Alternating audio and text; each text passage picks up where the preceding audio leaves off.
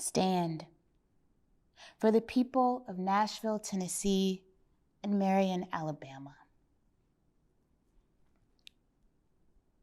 History doesn't care if you know our names, that for every king, there were 27 centuries smoldering in solitary confinement, singing and shouting scripture through parched prison walls.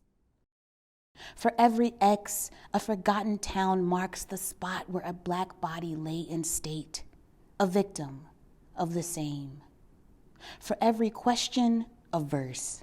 For every lunch counter, an army of backs that remember the blunt blows, the cold ketchup, the warm spit. Each glob a crime unpunished, an act of treason. Look around you. This city of music builds and rebuilds on the bones that bear it up.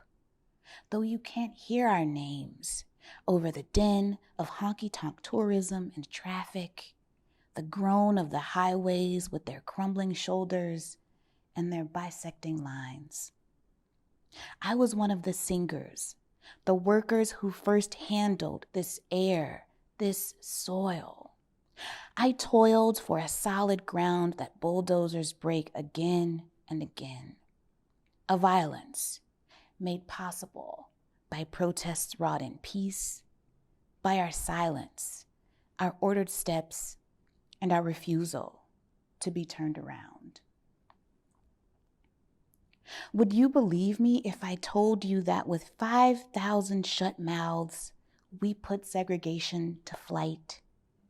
Would you believe me if I said every movement begins with a soul that refuses to bow, that believes in the strength of its God, the majesty of its own Black flesh, and the power of right in its hands?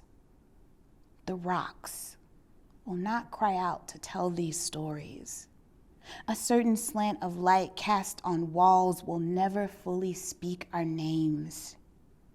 And so, who among you will? If you do, remember, I do not want the legacy of bullhorns, of disordered shouts, of frenzied, disjointed praise.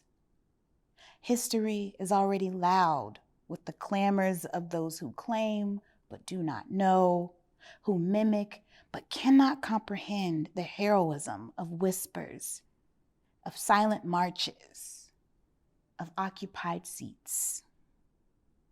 Go down beneath the noise, the camera's whining flash, and you'll hear them, footsteps, shuddering the ripple of fresh poured pavement.